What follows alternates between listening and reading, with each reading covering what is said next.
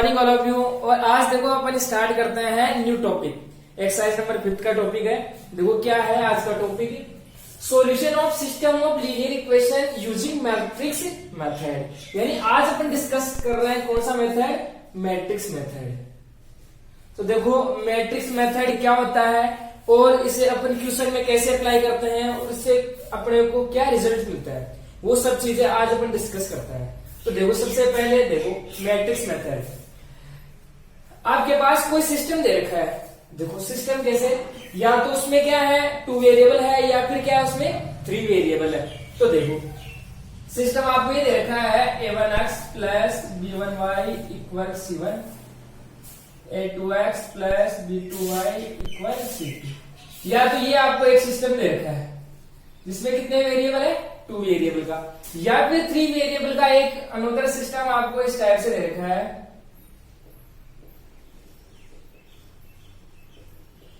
d1 a2x plus b2y plus c2z equal d2, a3x plus b3y plus c3z equal d3।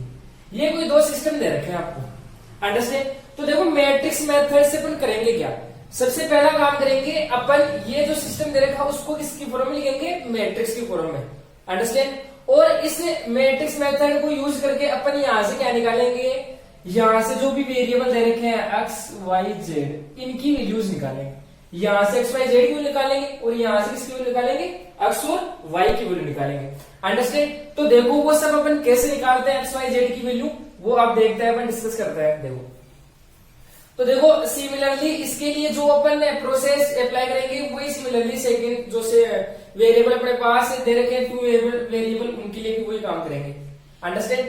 और देखो तो अपने को क्या करना है, तो सबसे पहले देखो ये जो सिस्टम दे रखा है इसको अपन मैट्रिक्स की फॉर्म में कैसे लिख सकते हैं, matrix form of given linear equations कैसे लिख सकते हैं, ax इक्वल b। कैसे लिख सकते हैं, ax इक्वल b। तो a क्या है, x क्या है और b क्या है वो देखते हैं। देखो a का मतलब है कोफिशिएंट मैट्रिक्स, कौन सी matrix, coefficient matrix. Coefficient matrix कौन सी होती है, जो वेरिएबल्स के कोफिशिएंट दे रखे ना अपने को वो कौन सी मैट्रिक्स कहलाएगी, कोफिशिएंट मैट्रिक्स। और उसमें एलिमेंट्स कौन से आएंगे, देखो लिख दो, ये जो कोफिशिएंट दे रखे हैं ना, अक्स कोफिशिएंट यहाँ पे क्या है a1, y का है b1 और z का है c1। Similarly a2 b2 c2 a3 b3 और c3। इस मैट्रिक्स के क्या नाम है, कोफिशिएंट मैट्रिक्स, अंडरस्टैंड। यानी जो भी कांस्टेंट टर्म है उनको क्या बोलेंगे अपन, कोफिशिएंट मैट्रिक्स बोलेंगे, और उनकी अलग से मैट्रिक्स बनाएंगे, उसका उस मैट्रिक्स का नाम क्या है, ए मैट्रिक्स है, अंडरस्टैंड। और ये जो अक्स मैट्रिक्स है वो अक्स मैट्रिक्स क्या है, जो भी वेरिएबल्स है वो आ जाएंगे, वो सारे एलिमेंट आ जाएंगे इस मैट्रिक्स में। देखो कौन से है वेरिएबल, कौन से अपने पास एक्स वाई, और मैट्रिक्स कौन सी है, बी मैट्रिक्स है। ये जो बच गए ना इस साइड में इक्वल के बाद में वो सारे एलिमेंट्स आएंगे बी मैट्रिक्स में, d1 d2 और d3। और इनको x और b को अपन हमेशा किस फॉर्म में लिखेंगे, कॉलम मैट्रिक्स की फॉर्म में लिखेंगे, अंडरस्टैंड। समझ में आ गया बात। तो देखो अब ये देखो ये रिजल्ट ट्रू है कि नहीं है, ये तो देखो आपकी अपन इस सिस्टम को ऐसे लिख सकते हैं, नहीं लिख सकते मैट्रिक्स फॉर्म में। देखो आप क्या करो, यहाँ पे a की वैल्यू पुट कर दो, यानी a मैट्रिक्स रख दो, यहाँ पे x मैट्रिक्स रख दो और b मैट्रिक्स रख दो। फिर देखो देखिए यानी इन दोनों को मल्टीप्लाई करो और इसके इक्वल ये आ गया और कंपेयर करवा दो, यानी कोरस्पॉन्डिंग एलिमेंट्स इक्वल हो जाएंगे। तो फिर देखो आपके पास यही बनेगी सारी इक्वेशन। देखो आप देख सकते हो वहां से क्या ए की वैल्यू पुट कर देंगे, यहाँ पे ए मैट्रिक्स है आपके पास, या फिर देखो डायरेक्ट देख लो, यहाँ पे क्या करना है, ए को x से मल्टीप्लाई, तो ए को x से कर लो तो क्या रो कॉलम से हो जाएगा, तो क्या मिल जाएगा a1x plus b1y plus c1z। इसके बाद में नेक्स्ट देखो क्या है, नेक्स्ट रो को कॉलम से कर दो, क्या हो जाएगा a2x plus b2y plus c2z। फिर बाद में नेक्स्ट थर्ड को कर दो a3x plus b3y plus c3z। ये मैट्रिक्स किसके इक्वल है, बी मैट्रिक्स। बी मैट्रिक्स कौन सी है, ये है, देखो इक्वल मैट्रिक्स होगी। इक्वल मैट्रिक्स का मतलब है इसके कोरस्पॉन्डिंग एलिमेंट्स कैसे हो जाएंगे इक्वल, तो ये इसके इक्वल हो गया, मतलब ये मिल गया अपने को। इसके बाद में देखो ये इसके इक्वल हो गया, मतलब ये लीनियर इक्वेशन मिल गई, इसके बाद में ये लीनियर इक्वेशन मिल गया अपने पास। अंडरस्टैंड? तो देखो यहाँ से अपन क्या बोल सकते हैं कि ये जो सिस्टम दे रखा है, लीनियर इक्वेशंस दे रखी है, उनको अपन मैट्रिक्स के फॉर्म में ऐसे लिख सकते हैं। अंडरस्टैंड? बस आपको यहाँ पे ध्यान क्या देना है, देखो वापस से देख लेना, यहाँ पे आपको ध्यान क्या देना है, ये सही तरीके से लेना है। ए मैट्रिक्स कौन सी है, एक्स कौन सी है और बी मैट्रिक्स कौन सी है। अंडरस्टैंड? ए मैट्रिक्स कौन सी होगी, जो भी वेरिएबल्स के कोएफिशिएंट होंगे वो ए मैट्रिक्स में आएंगे। एक्स कौन से, एक्स मैट्रिक्स कौन सी होगी, इसमें सारे क्या आ जाएंगे, वेरिएबल आ जाएंगे। और बी मैट्रिक्स कौन सी होगी, इसमें जो सारे इक्वल के बाद में जो भी अपने पास एलिमेंट्स दे रखे हैं, नंबर्स दे रखे हैं, वो आ जाएंगे। अंडरस्टैंड? या फिर अपन बोल सकते हैं कांस्टेंट टर्म, यानी एक्स वाई जेड के अलावा जो भी कोई नंबर आ जाएंगे अपने पास, वो आ जाएंगे किसमें, बी मैट्रिक्स में। अंडरस्टैंड? तो देखो अब इसको क्या सोल्व करना है अपने को, सोल्व करके क्या अपने को क्या चाहिए, एक्स वाई जेड की वैल्यू चाहिए और वेरिएबल चाहिए अपने को एक्स वाई जेड। और एक्स वाई जेड को अपन क्या बोल सकते हैं इनडायरेक्टली कि अपने को क्या चाहिए, एक्स चाहिए। अंडरस्टैंड? ये बोल सकते हैं, यानी ये चाहिए अपने को। तो देखो यहां से अपने को क्या चाहिए, एक्स की वैल्यू चाहिए। अंडरस्टैंड? तो देखो एक्स कैसे निकालेंगे, अपन क्या करते हैं, देखो अपने को क्या करना पड़ेगा, यहां से एक को हटाना पड़ेगा। अरे ओनली एक्स चाहिए इस साइड में, तो अपने को एक को हटाना पड़ेगा। अब एक को कैसे हटाए, देखो मैं क्या कर दूं, इस पूरी इक्वेशन को क्या कर दूं, ए इनवर्स से मल्टीप्लाई, तो मल्टीप्लाई करो। देखो ए इनवर्स और ए क्या हो गया, आइडेंटिटी, और आइडेंटिटी को आप एक्स से मल्टीप्लाई करोगे तो वापस से एक्स आएगा। एक्स इक्वल क्या आ गया, ए इनवर्स बी। अंडरस्टैंड?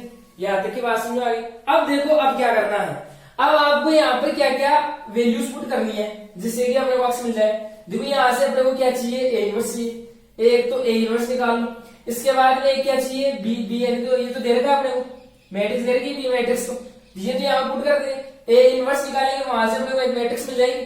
फिर क्या करेंगे अपन, इन दोनों का क्या कर देंगे, मल्टीप्लीकेशन, और मल्टीप्लीकेशन करने के बाद में अपने को क्या, एक नई मैट्रिक्स मिल जाएगी। अंडरस्टैंड? देखो नई मैट्रिक्स मिल जाएगी, तो देखो आप यहाँ पे पुट करते हैं एक्स, यानी एक्स मैट्रिक्स कौन सी है, ये है क्या आपके पास, एक्स वाई और जेड, ये मैट्रिक्स है। इसके इक्वल देखो यहां से अपने को क्या मिल जाएगी, एक नई मैट्रिक्स मिल जाएगी।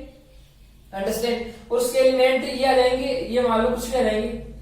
तो अब देखो ये क्या हुई, इक्वल मैट्रिक्स हो गई। और अपन क्या जानते हैं, इक्वल मैट्रिक्स में क्या होता है, जो कोरस्पॉन्डिंग एलिमेंट्स कैसे होते हैं, इक्वल होते हैं। तो अपन ये बोल सकते हैं एक्स की वैल्यू ये हो जाएगी, यानी यहाँ पर जो भी कोई नंबर है तो एक्स की निकल जाएगी, वाई की वैल्यू इसका कोरस्पॉन्डिंग ये, जेड का ये, वाई और जेड की वैल्यू मिल जाएगी।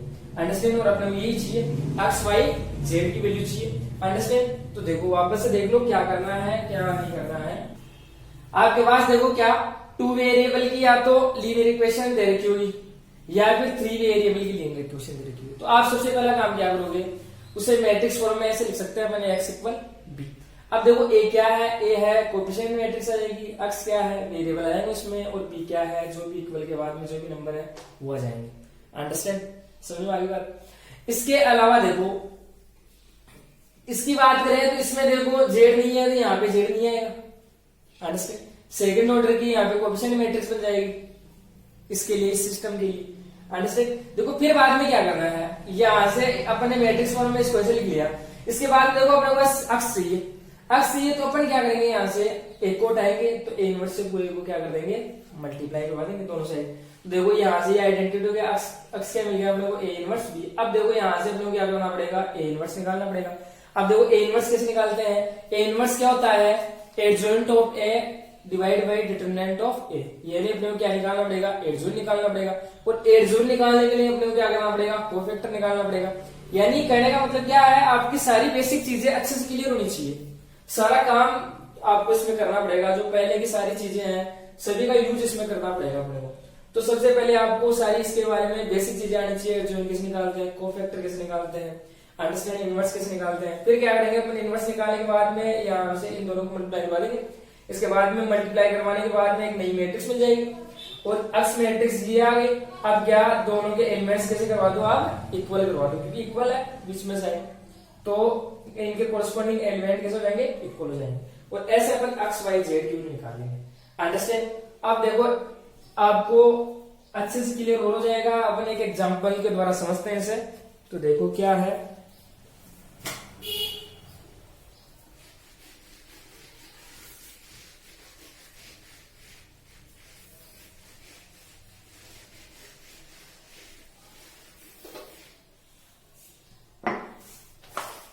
ये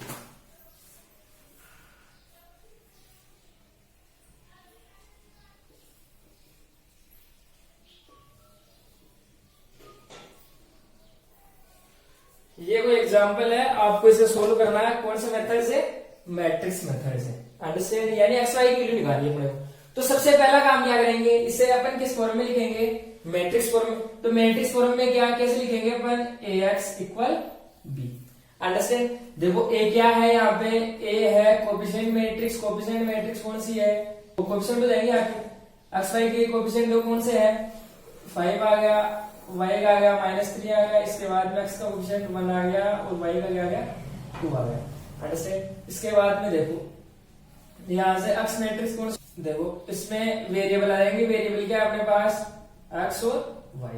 कॉलम मैट्रिक्स कॉलम में लिखना है। इसके बाद में बी मैट्रिक्स कौन सी रहेगी, यानी ये 2 और 3 ये एलिमेंट आ जाएंगे इसमें। अंडरस्टैंड, चलो देखो इसके बाद में, यानी यहाँ पे अपन क्या करते हैं, देखो अब क्या करते हैं, यहाँ से अपने को इसकी वैल्यू चाहिए, एक्स चाहिए अपने को, यानी एक्स वाई की वैल्यू चाहिए, एक्स वाई मतलब एक्स चाहिए। तो एक्स कैसे निकालेंगे, इनवर्स से क्या करवा दो, इसे मल्टीप्लाई करवा दो। देखो ये हो गया, यहाँ से आइडेंटिटी मैट्रिक्स हो गया, एक्स मिल गया, यहाँ से इक्वल ए इनवर्स बी। यानी देखो अब यहाँ पे अपने क्या क्या चाहिए, एक तो ए इनवर्स निकालना अपने को, बी अपने पास दे रखा है। तो सबसे पहले निकालते हैं अपन ए इनवर्स। देखो इनवर्स कैसे निकालते हैं, इनवर्स अपन निकालते हैं, क्या होता है, A inverse adjoint of A upon determinant of A. यानी यहाँ पर देखो सबसे पहले क्या चाहिए अपने को, एडजॉइंट ऑफ ए चाहिए। तो देखो और इनवर्स का भी एग्जिस्ट करता है, यानी डिटरमिनेंट ऑफ ए की वैल्यू क्या होनी चाहिए, नॉट इक्वल 0। तो पहले डिटरमिनेंट ऑफ ए निकालते हैं, इसके बाद में इनवर्स एग्जिस्ट करेगा। तो देखो डिटरमिनेंट ऑफ ए, देखो यानी इस मैट्रिक्स का निकालना, ए मैट्रिक्स दिया अपने पास, इसका डिटरमिनेंट निकालो। देखो 5 - 3 1 और 2 क्या हो जाएगा, सेकंड ऑर्डर का है तो क्या क्रॉस मल्टीप्लाई करवा के क्या करवा दो, माइनस इसको इससे, तो 10 हो गए माइनस के 3, तो ये हो गए प्लस के 30 नॉट इक्वल 0। इसका मतलब अपन क्या कर सकते हैं, इसका इनवर्स निकाल सकते हैं। अंडरस्टैंड, तो देखो यहाँ पर क्या अपने डिटरमिनेंट ऑफ ए निकालिए, आप क्या चाहिए अपने को, एक एडजॉइंट ऑफ ए चाहिए, वो निकाल। इसके बाद में इनवर्स निकालेंगे अपन। तो देखो क्या हो जाएगा, एडजॉइंट ऑफ ए क्या होता है बताओ। एडजॉइंट ऑफ ए का मतलब होता है, आप क्या करो पहले तो प्रत्येक एलिमेंट का, जो भी मैट्रिक्स दे रखी है या जो भी डिटरमिनेंट है आपके पास, उसका क्या करो, उसके सारे एलिमेंट्स के क्या निकालो, पहले तो कोफैक्टर निकालो। और कोफैक्टर को किसकी फॉर्म में लिखो, मैट्रिक्स फॉर्म में। मैट्रिक्स फॉर्म में लिख दिया, फिर उसका क्या कर दो, ट्रांसपोज। अंडरस्टैंड, वो क्या हो जाएगा, एडजॉइंट ऑफ ए। तो अपन बोल सकते हैं कोफैक्टर का क्या करना है, अपने को मैट्रिक्स बना के उनका ट्रांसपोज लेना है। तो देखो यानी अब देखो ये सारे एलिमेंट आ गए, डिटरमिनेंट हो गया अपने पास ये।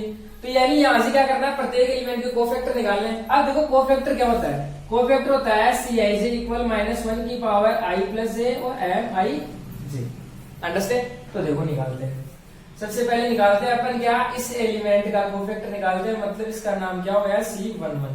अंडरस्टैंड, A11 एलिमेंट है, इसका कोफैक्टर क्या हो गया, C11। तो देखो कैसे निकालेंगे, इस फॉर्मूले से निकालेंगे अपन। क्या i की वैल्यू क्या है 1, j की वैल्यू 1 है, तो -1 की पावर i प्लस j यानी 1 + 1 हो जाएगा।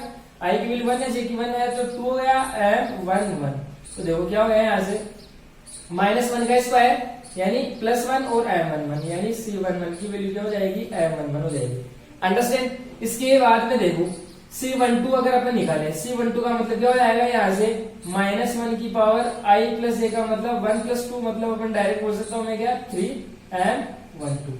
देखो इसका मतलब क्या हो गया, C12 इक्वल क्या हो गया, -1 की पावर 3 का मतलब माइनस के m12।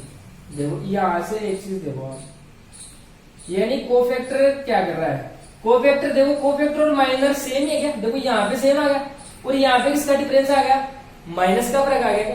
यानी देखो दोनों इक्वली तो थे, लेकिन यहाँ पे क्या आ गया, माइनस। तो आप देखो ये फॉर्मूला आपको अगर ध्यान में नहीं रहता तो देखो इतनी सी बात याद रखो आपको, क्या कि देखो ये माइनस प्लस का ही तो साइन का डिफरेंस है इनमें। तो देखो ये अपन डायरेक्टली कैसे बता सकते हैं, आप ऐसे ध्यान रखो C11 का मतलब यहाँ पे इन दोनों को ऐड करके देख लो डायरेक्टली, क्योंकि देखो यहाँ पर भी तो अपन ऐड ही तो कर रहे हैं, पावर की पावर ऐड कर रहे हैं। फिर देखो क्या यहाँ पे दोनों को ऐड करो, कितना हो गया 1 और 1 2।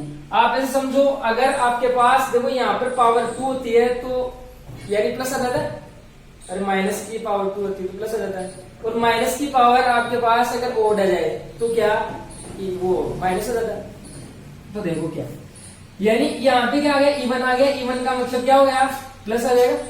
यहाँ पे देखो दोनों का एडिशन कितना आ गया ओड आ गया, यानी 3 होता है ना एडिशन, एडिशन ओड आता है क्या माइनस का साइन लगा दो, अंडरस्टैंड। तो देखो अपन डायरेक्टली क्या करेंगे प्लस का साइन, यानी ये फॉर्मूला बार बार लगाने की आवश्यकता नहीं है, आप तो लगाओगे आप प्लस देखो माइनस देखो कहां पे लगेगा कहां पे नहीं लगेगा, अंडरस्टैंड। तो देखो C11 देखो क्या हो जाएगा, यानी दोनों को ऐड किया 2 आ गया, मतलब क्या आ गया अपने पास इवन आ गया, इवन का मतलब प्लस आ गया, प्लस को लगाने की आवश्यकता होती नहीं है। तो देखो तो इसको हटा दो तो कितना आ गया 2 आ गया, इसके बाद में C12 का मतलब क्या हो जाएगा, क्या आ गया ओड आ गया, ओड का मतलब माइनस लगा दो, इसके बाद में देखो इसका माइनस निकालो, C12 मतलब इस एलिमेंट का निकाल रहा है, इसको हटा दो तो कितना आ गया 1 यानी माइनस C21 यानी इस एलिमेंट का निकाल रहे हैं। देखो 2 का मतलब वापस से ओड, ओड का मतलब माइनस लगा दो, इसके बाद में इसका माइनस देख लो कौन सा इस एलिमेंट का, इसको हटा दो माइनस के 3 यानी कितना आ गया प्लस के 3, इसके बाद में C22 देखो क्या हो जाएगा, यानी दोनों का एडिशन क्या आ गया इवन आ गया, इवन का मतलब प्लस, तो देखो इसका माइनस देख लो इस एलिमेंट का, इसको डालो तो कितना आ गया 5। यानी अपन ये बोल सकते हैं कि कोफैक्टर की मैट्रिक्स कौन सी आ गई, ये आ गई, और इसका क्या कर देंगे अपन ट्रांसपोज। तो देखो क्या मिल गया अपने पास 2 माइनस के 1 और 3 और 5, इसका क्या करना है अपने को ट्रांसपोज, अंडरस्टैंड। तो देखो एडजॉइंट ऑफ ए क्या हो जाएगा, ट्रांसपोज का मतलब क्या, रो को इसमें इंटरचेंज कर दो कॉलम्स में, 2 माइनस 1 3 और 5, ये मिल गया एडजॉइंट ऑफ क्या गई ए आ गया। अब देखो ये तो गया, देखो अपन ने ऐसे कर लिया, यानी अब देखो डायरेक्टली निकाल सकते हैं, डायरेक्टली कैसे कोफैक्टर अपन डायरेक्टली निकाल सकते हैं, देखो कैसे, देखो मैंने आपको पहले ही बताया था क्या सेकेंड ऑर्डर के कोफैक्टर निकालना बहुत आसान काम है। क्या करो देखो डायरेक्ट तरीका क्या होता है इसका, एडजॉइंट ऑफ ए, देखो आपने वो इसका निकालना है, इसका निकालना है, इसके कोफैक्टर निकालने थे, यही तो काम किया अपन ने यहाँ, ये कोफैक्टर तो है सारे।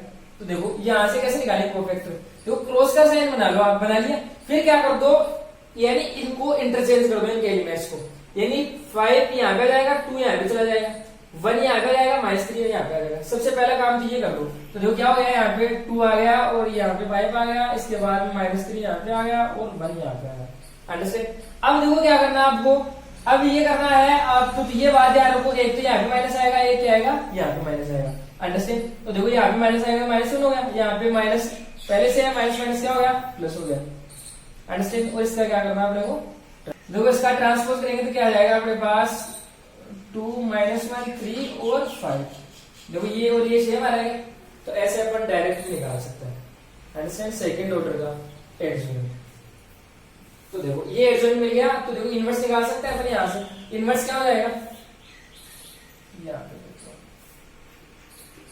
इनवर्स क्या हो जाएगा, ए इनवर्स क्या जानते हैं अपन 1 upon determinant of A, determinant of A कितना है 13 है, तो 1 upon 13 adjoint of A, adjoint of ये देगा आपको 2 3 -1 और 5, अंडरस्टैंड। तो देखो यहाँ पे ए इनवर्स मिल गया देखो, तो ये यहाँ पे पुट कर देते हैं अपन, तो x इक्वल देखो ए इनवर्स क्या हो गया 1 अपॉन 13 2 3 -1 5, इसके बाद में बी मैट्रिक्स कौन सी है, ये रख लो 2 और 3, देखो x मैट्रिक्स अपने को दे रखी है, तो यहाँ पे पुट कर देते हैं, x मैट्रिक्स कौन सी है x और y, देखो दोनों को मल्टीप्लाई कर दो, रो को कॉलम से कर दो, तो कितने हो गए 4 + 3 3 9, इसके बाद में देखो -1 को इससे किया तो माइनस के 2 + 15, देखो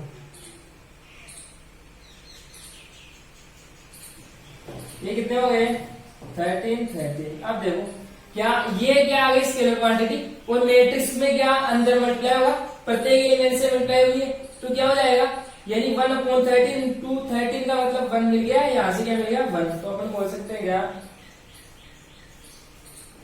मैट्रिक्स में क्या मिल गया एलिमेंट 1 और 1 मिल गया। अब देखो इक्वल मैट्रिक्स आ गई, इक्वल मैट्रिक्स से अपन क्या जानते हैं इनकी एलिमेंट्स किस में रहेंगे इक्वल, कोरिस्पोंडिंग एलिमेंट इक्वल रहेंगे, तो x की वैल्यू क्या मिल गई 1 और y की वैल्यू क्या मिल गई 1, अंडरस्टैंड। तो ऐसे देखो अपन क्या निकालेंगे, मैट्रिक्स मेथड से वेरिएबल्स निकाल लेंगे एक्स वाई की वैल्यूज।